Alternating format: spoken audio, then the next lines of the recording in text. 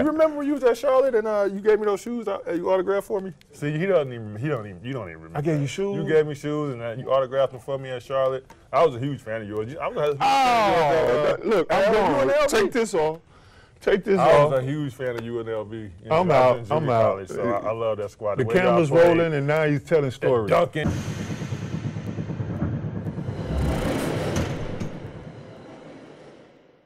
And you came here, Spree, so it was for John. Right. And you know they loved some John Starks here. Absolutely. So when you came here, I think it was Jeff. What about Spree? Well, I said, man, Spree is a great dude. And I didn't even know you, Spree. Didn't even know. I'm like, man, Spree is a great dude. Spring, that dude is all right. Bring that dude here. We good. We good. I mean, we love John, but if John getting ready, if John leaving, let's get something. Let's get some quality for this dude. Let's get somebody that's a New York mentality. This is who should be here. College, I was a huge fan of UNLV, LJ, those guys. But early in his career at Charlotte, like I said, just watching the commercials, you doing Grandma. I mean that ad was so big. Like, how many commercials did you do? We probably did 10. 10? Yeah, he did a bunch. So just so like I said, I was a huge fan. But then like you had the back injury when you came here. You were able to like redefine your game and play on the perimeter. And I thought that was amazing. You were always like high flying, dunking. You're playing in a post. Just playing down low, and to be able to after the injury. Redefine your game, play on the perimeter, and still be able to post down low. I mean, it says a lot about the work you put in to get where you needed to be. For me, Spree, I love JUCO. Now, I went to UNLV, of course, and UNLV was a different story. But JUCO really turned it out for me. I wasn't ready to go to big time. But I'm not going to speak for Spree, but I wasn't ready coming out of high school. I had the talent, but up here I wasn't ready, bro. Right. It was some things I had to deal with. You know what I mean? It was growing up in the hood. Going up in the hood. Let me go to Odessa, Texas, and get this out for 2 years. Then I can deal with Vegas. When I went to Vegas, I was a square. People always ask me about Vegas. What was the Vegas? Man, I was a square. Me and Stacy. You was a square with the Knicks. You didn't go there. He lying. I went with you. Look, and I'm 0-2 against this guy in chess. We're going to get to that later. Yeah, we're going to get to that later. But the dude done beat me twice in chess. So, yeah, I was a square in Vegas, man. So, junior college really toned my game and got me humble and got me to where I can make it to the league. I mean, I thought I had league potential in high school, but it was really junior college that really needed, that I needed, bro. I don't know about, which one you went to? Well, we both needed it. For me, like, I played at the parks in high school and stuff like that, but my senior year is when I really got into basketball, when my high school coach at the time got me to play. I hadn't played. Did you play anything? No, I played on the parks. I had some teams in the summer league I played with, but I didn't play. Your senior year is when you got into basketball? My senior year, yeah. So, I mean, I'm a late bloomer, actually. So, like I said, I went off to Three Rivers. I hated it.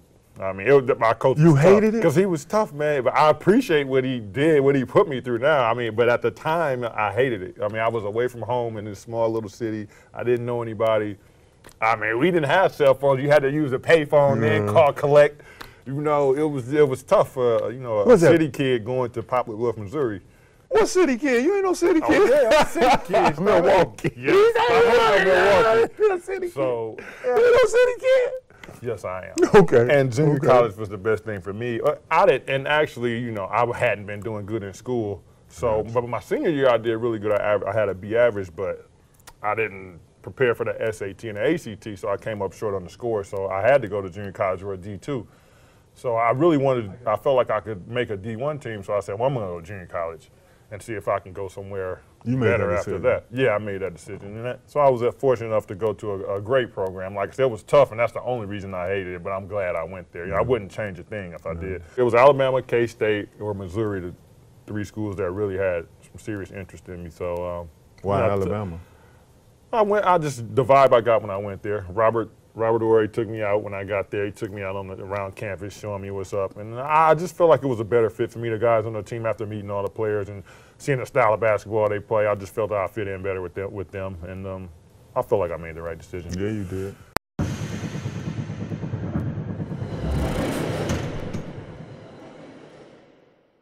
With the first pick in the 1991 NBA draft, the Charlotte Hornets select Larry Johnson from University of Nevada, Las Vegas. I can remember like yesterday, and that #1 thing, that was crazy. It had to be being #1. It was a lot crazy. of pressure comes with that too, huh? Nah, Nah, You ain't looking at that? Hell no, heck no, heck no. I was in Charlotte. They won what, 18, 19 games before I got there. 20 games before I got there, so we couldn't do no worse. I think they won like 20, 21 games a year before I was drafted. Then when they drafted, we won like 41. Right. So I'm like, all right, you know, I was cool. It was, I swear, Spree, I didn't feel no pressure. One thing that made it special for me was Stacy and the Greg. Yeah. You know, was it 1, 9, and I think Greg went 12. So us three going like that. That's why I say with no pressure, because I was always, you know me, bro. Right. I'm always leaning on them. You know, I need teammates. Right. So I leaned on them guys, man. I went #1 and I went up and I shook David Stern's hand. It was a blur. And I was just, where my boys? You know, Tark was there. It was all about that. And coming from where we came from, bro, like my moms, it was just my moms and me and projects in Dallas. You know, it was no pressure. I mean, I did that work. You know what I mean? You put in that work and I put in that work. So I just couldn't wait to get there, man. Right. I worked out for, you say you worked out for Phoenix. I worked out for, the workout I had with Charlotte was awesome. And then I worked out for Jersey too. When I went to Jersey, Jersey was picking 2. I went to Jersey to work out and they said, man, you ain't got to work out here. I said, y'all don't want me to work out? They're like, no, you ain't got to do nothing. You can get on the plane and go back if you want, because if you're there too, we take it. My man said, you can go, you get on the plane and go home. Right. Well, why they bring you in? Yeah. He said, well, we just did, we won't shake your hand, sit down with man, but if you there too, bro, you want to work out, you can work out, but if you there too, we take it. With the 24th pick in the 1992 NBA draft, the Golden State Warriors select Latrell Sprewell from the University of Alabama. I was just hoping to get drafted. I had, you know, I was projected to go in the second round somewhere. Did you work out for team? You know who I really thought I was going to get drafted by was Phoenix. They brought me on a visit there, and it was about 118 in the gym. They didn't have the air on it. They got water in there. And, they did you dirty. But I'm in great shape, though. Right. I'm in great shape. So I get in there, and I'm not missing. I was on fire. I mean, I don't think I missed. They was just looking at it, and they asked, do you need a break? I'm like, nah, I don't need a break. I'm like, come on, let's go. I'm like, nah, I'm ready. I'm not tired. So they just like, dang, this kid ain't tired. Like, what's up? I'm like, I'm ready. Let's go. So, I mean, I just felt like I had the best. Out of all the visits that I had, I felt like I performed the best there. And I think they were picking 23 at the time. So they passed you up? They passed me up and got Oliver Miller. They didn't need me, though, because they had Dan Marley. Okay. So I think that's one of the reasons why they didn't have a use for me. They needed a big man. So they were, instead of drafting the best talent, they probably went for the position that they needed. So actually, when Phoenix passed me up, I was like, I was like a little shot to the chin because I thought I had done so well. I was like, man, maybe, I thought that in my head that they were going to really give me a serious look. So when they passed me up, I was a little down, but then the next pick was Golden State, and Nelly picked me, and I just went on the porch, and I didn't cry, but I almost wanted to. I was close. I was right on the edge. I just had my hands in my head. I couldn't believe it. Yo, MC, your boy crying. No, I didn't. I almost did, though. I almost did. It was a moment that I'll never forget. But I was just, at a small little apartment in Alabama. Wow. And sitting on the steps and watching the draft. I got a call from Golden State probably 5 minutes after they drafted me, telling me how excited they are to have me. And you had to go down next day? Yeah, they flew me in the next day and got to, meet the coaching staff and everything. So, that I think as an NBA player, you're never going to forget the day you're drafted. I mean, that's just a special moment, something you'll always remember. What did you wear at Golden State shoes? I wore Converse my first year. See, I wasn't with Nike. I was Converse. You was with me? Don't you remember I did the Owns It commercial? Landlord, you remember the Landlord commercial? Owns It. See, it looked good. Oh man, I'm glad we doing this, bro. I did that with Converse. Yeah. Spree, I didn't know we was in the same shoes. Yeah, that's why I said. That's why I got you. It's been a while. We go through so much stuff over. 15 I didn't know years. that, family. Yep. Sonny Vaccaro, he was the big Nike guy. Okay. Everybody signed with Nike and went through Sonny. Right. And Sonny, UNLV was Nike. Right. So I knew him from UNLV, and I knew him for like 3 years. And when I got drafted #1, Spree, I'm like, here come my Nike contract. And I'm talking to Stacy like a week after we got drafted. Stacy get a contract, Greg get a Nike. Right. I'm like, dang, what's going on? So I'm like, Sonny, what's up? He told me straight to my face. He called me, he said, man, he came to Dallas. He said, Larry, they don't want to sign you because they don't think you're gonna be a good pro. Oh wow. It's Nike. Well, that was motivation for you. That's all right? it was. I'm drafted #1. Yeah. You know, Charlotte done took a chance on me, and it was my height. You know, playing the power forward at 6'6", 6'5". And Sonny just flat out told me, I'm glad he did. He said, man, they didn't want to sign. Yeah, they didn't. It wasn't him though, was it? No, he wanted to sign me bad. He was actually, when I got drafted, he started ducking me. Because I'm calling him after Greg got here and Stacey. I'm like, yo, Sonny. Then I see, well, you know, Georgetown was always Nike. And Dikembe get a contract. All these guys signing Nike contracts with me. And I was drafted #1. So he came to Dallas. He was like, Larry, they don't want to sign you because they don't think you'll be a good pro. I said, don't worry about it, Sonny. Don't worry about it. And Converse came right in, like, look at here, bro. Come here, bro. They made the right move. But let me ask you just about that, because I love that stuff with Converse you did with Grandmama. These are my new shoes from Converse. They're so light and so fast, my grandmama can whoop you in them. Grandmama! How did that concept come about? They did it. That was all them. It was all them. They had some young guys, man. When I think it was a great fit, Spree, because when I got there, you know, their marketing was like 21, 22-year-old dudes. Right. There was some little old dudes running around like, who are these guys? They in marketing. Look like they was younger than me. Right. They were like, man, we got this idea. We got this idea. They come up to you like, yo, we want you to wear. They didn't do it at first. They didn't do it. Them bums got me. Them bums got me. They told me they're gonna do a commercial with me, Larry Bird, and Magic Johnson. They say, look, we signed on the dotted line, and they gave me $1 million to sign, and I gave it straight to my mom. Bought her your house. Get your house, do what you're gonna do. And they say, man, we got a commercial in mind. You, Larry Bird, and Magic Johnson. I said, Larry Bird and Magic Johnson, come on, let's do it. Right. One of them didn't want to, I'm saying it for the cameras, one of them didn't want to do the commercial. Because I asked them years later, what happened to that commercial? They said, and they wouldn't tell me which one. They said one of the guys didn't want to do it. Oh, okay. I said, ooh, that's okay, okay. The commercial is I'm going to be on a gurney. I'm going to be on a gurney, like a table, and I'm covered up. I'm covered up, and Larry Bird and Magic Johnson are doctors, and they're operating. And they talking to each other. They're like, scalpel, do the legs.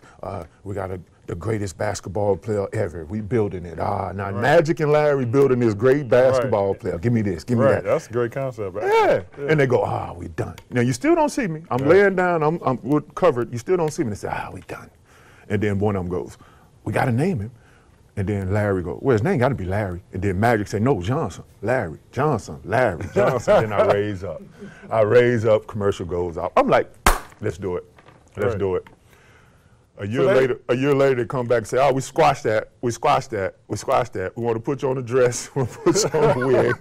I said, man, I'm not doing that. That's what I was saying. What that $1 million? I'm like, Mom, can we get your house? Sell your house. Get that $1 million back. We get them back their money.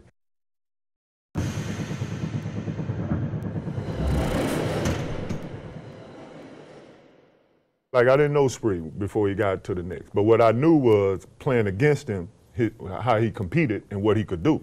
We needed Spree coming here. The New York mentality is Spree mentality. That's what I know.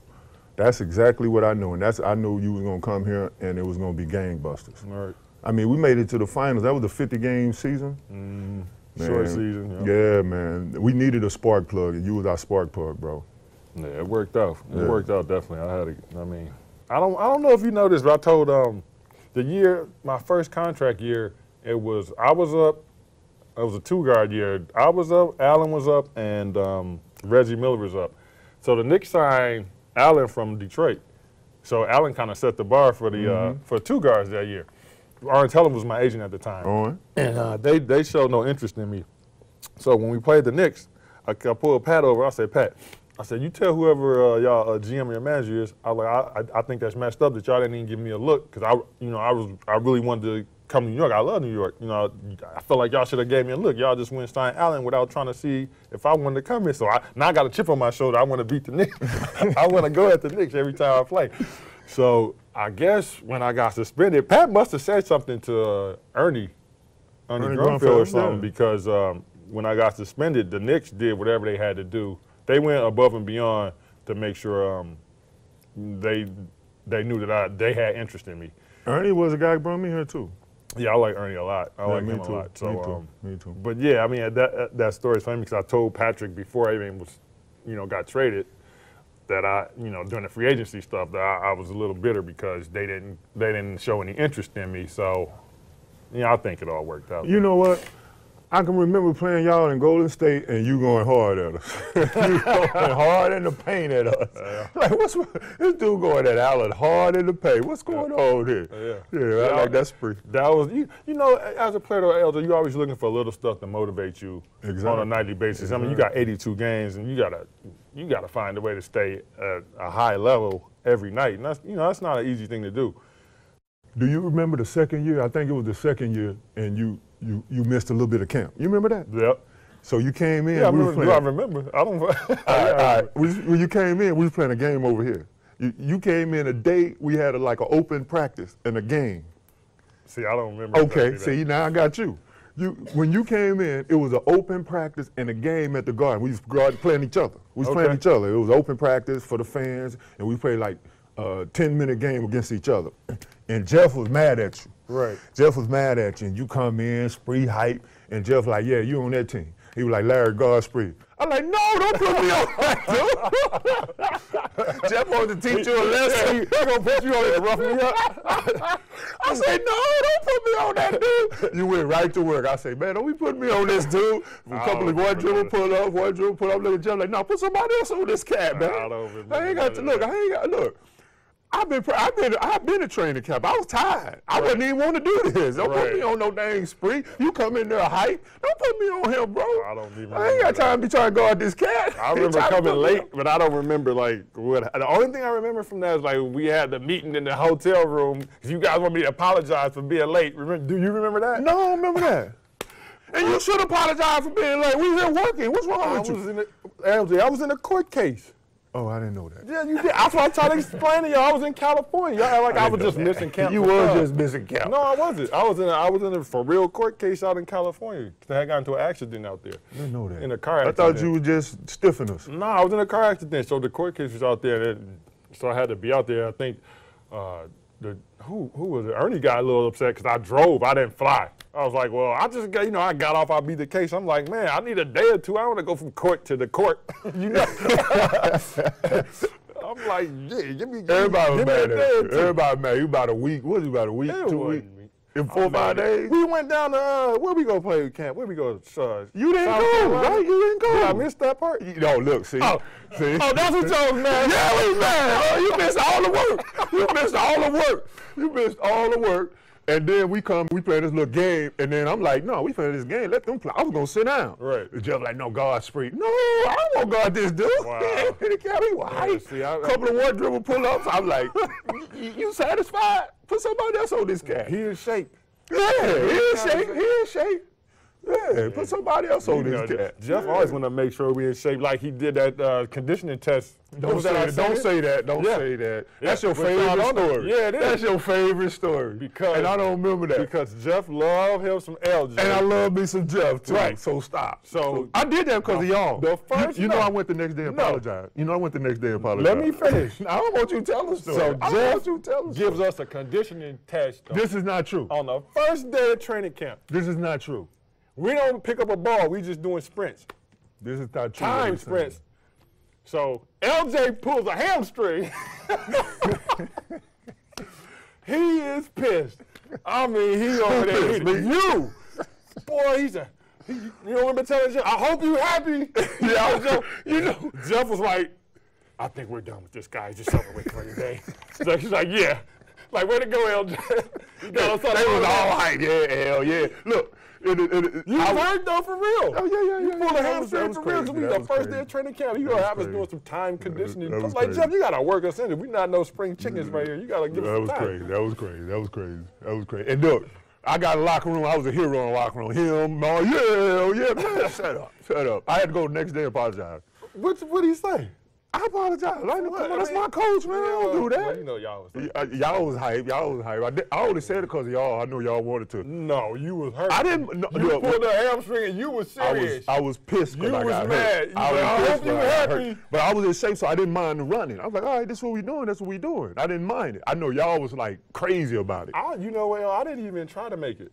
I stopped going because I knew I wasn't going to make it. See? I was trying to make it. I was getting down. And that's why I got hurt. That's why I got hurt. You got to work. You can't just. And the only way I said, What I say? Yo, I hope you happy. What I say? You look right there. I hope you happy. Look, they were laughing. They went off. Oh, I was cracking up. Jeff like, yeah, we done. That's the only time I seen you and Jeff like have any kind of like head. But yeah, y'all didn't never do that. Jeff love him at LJ. That's his favorite story. I hear the story from him all the time. Every time. I'm like, man, don't be telling that story. Jeff my guy. Jeff my guy.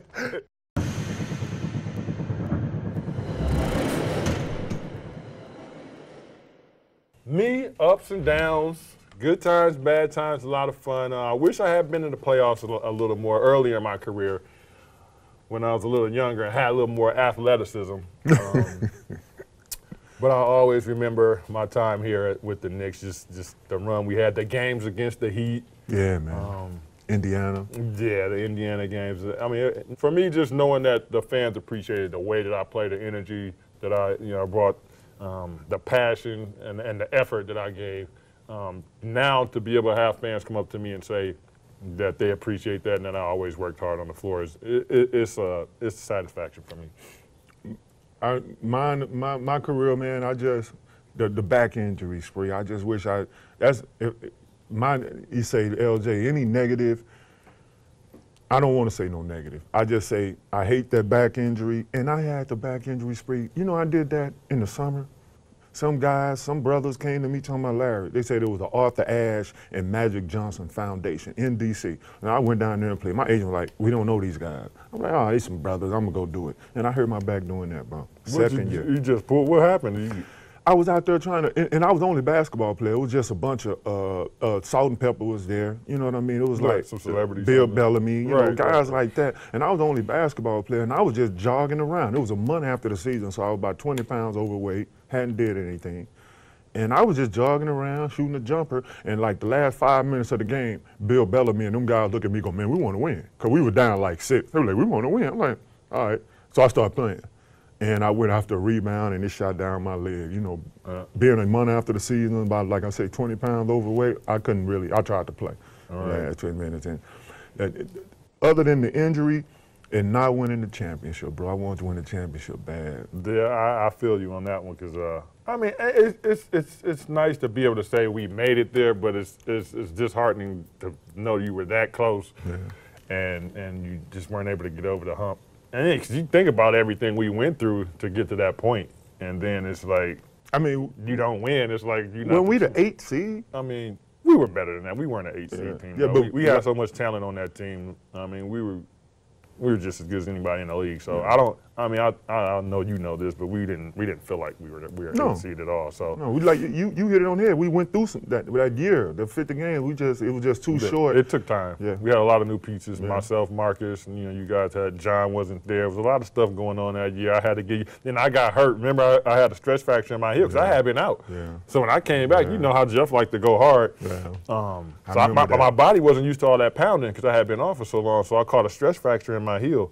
Then Jeff put me on the bench. Then when I got back, he wouldn't start me. He got pissed. Oh, yeah. Because I pulled me who's going to start? I pulled me on no bench. You. Don't be saying that about Curry. You know that, bro. Tell him to you know them eyes. You know them eyes. What are you going to say? I led the country in scoring and rebounding. TCU. I already know. Stop it. Yeah, but I was so. When he came back, he wasn't starting. It was a piss spree in the locker room, bro. It was a piss spree. And then they did this, too. They gonna put your locker by mine. Talking about watch Spree. I ain't watching Spree. Spree gonna have to watch me. Watch Spree. I'm like, yo, I'm glad they put me by you. Me too. I'm glad they put me by you. They did the right thing. Yeah, they definitely did the right thing. But yeah, I was a little upset that I came off the bench, but actually looking back on it, it was good for the team because you guys got to start, and it was like we had 2 different teams. Exactly. We had like a slower paced team. We pounded, throw it into you and Pat. We'd pound it inside, let y'all do your thing, and then like myself, Marcus, and Chili would come in, and yeah, we're doing this. We're going up and down. And we ran past people. Right. So we had you know, 2. It was almost like we had 2 different teams out there, to be honest. And I think that it worked out for us. It worked out for us.